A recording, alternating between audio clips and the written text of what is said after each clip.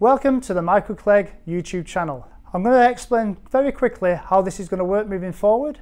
I'm going to split the channel into 4 distinct sections. Section 1 is going to be all about topical football. Section 2 is going to be my podcast, my interview. And Section 3 is all going to be about health and well-being.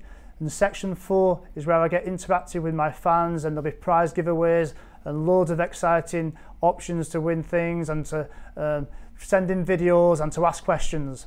But unfortunately today we're going to start on a somber note, as we're going to start with the tragic news that Emiliano Sala has now been confirmed dead, as his body has been found this morning in the plane which got wrecked off the English Channel.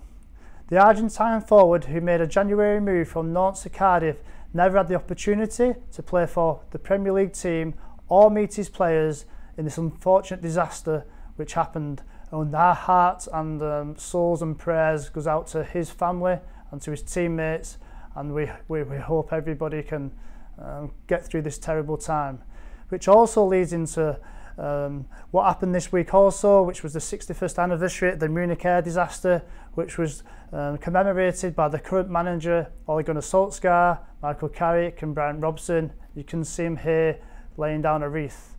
And the Busby Babes, who were on that memorable and disastrous flight home from Munich, which will forever live in our hearts. 23 of them died that night on the BA flight 609, and the likes of the talented players who died in that, such as Roger Byrne, Tommy Taylor, David Pegg, and obviously the legendary man himself, Duncan Edwards.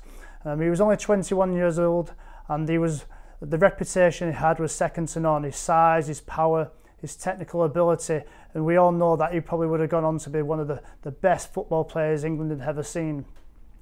Luckily, however, and I suppose they find it very difficult to deal with that situation with the survivors such as Sir Matt Busby, Bill Fawkes, Harry Gregg and Sir Bobby Charlton, who was very much influential in building the team up again to be, known as the Busby Babes, and carrying on the tradition of Man United and everything that Man United stand for, which is a team of heart, a team of passion and a team of family.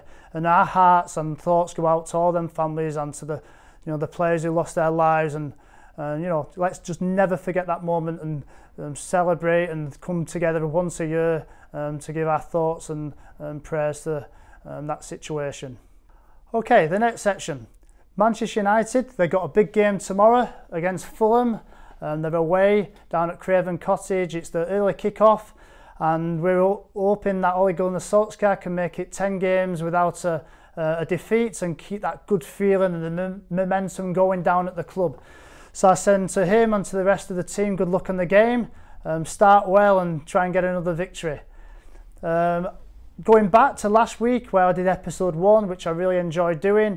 I got lots of great feedback, but right from doing the podcast, I went over to work as a sideline guest for MUTV, where I watched the game and did the analyst against Southampton. Unfortunately, Man United lost that game 1-0. They played really, really well first half, and it was a shame that they lost. They actually got probably caught with a sucker punch. It was a decent ball in. The centre forward pinned our centre half and scored, where really Man United should have won that game, and I imagine Ricky Sprazier was a bit gutted about that, and the rest of the team have got plenty of positives from that game, as they actually brought in a lot of younger lads up into the under-23s, just because with it being the transfer window, a lot of players went out on loan and there's some players left. So good luck to the under-23s for the rest of the season, and I look forward to doing the rest of that work. Regarding the actual day itself, is very interesting. Me and Matt Sullivan, the other presenter, we was in the tunnel, and just near the end of the game, there was a lot of distraction. There was talk that something had happened, and we wasn't quite sure what it was. Next minute, they was dragging the 4th official over to the head of security, and obviously there's been some type of major alert. And what we ended up finding out was there's been a suspect package found, and there was quite rightly a panic on. And at the end of the game, the security went on the pitch. All the players were brought in without getting showered, without getting changed. They just had to grab their gear, get on the bus and get themselves away. me and Mark, who had to go and do the analysis for MUTV at the end, were like, wow, well, what do we do? But we got told we wasn't allowed to do it. And even through all the panic and everything what went on, I managed to get this nice photograph of me and Fred the Red. So yeah, nothing happened and everybody was safe. But it was one of them occasions where, you know, you cannot risk people's lives in a situation like that. And, you know, everybody was safe and well. Good. So the next section, which is an interesting section, I'm going to talk about the current Premier League status. And it was an interesting week where we saw Liverpool actually get knocked off the top of the perch or the top of the tree after drawing a couple of games versus Leicester and West Ham. So I just think it builds it up to be a very interesting sort of run into the rest of the season. Man United are in such good form. They're only 14 points behind, top of the league.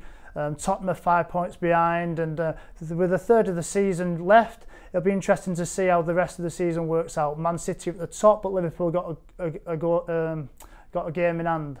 So this is my question to you, is almost the start of the interactivity. Is, in your choice, who would you prefer to win the league? Would you want Liverpool to win the league or Manchester City to win the league?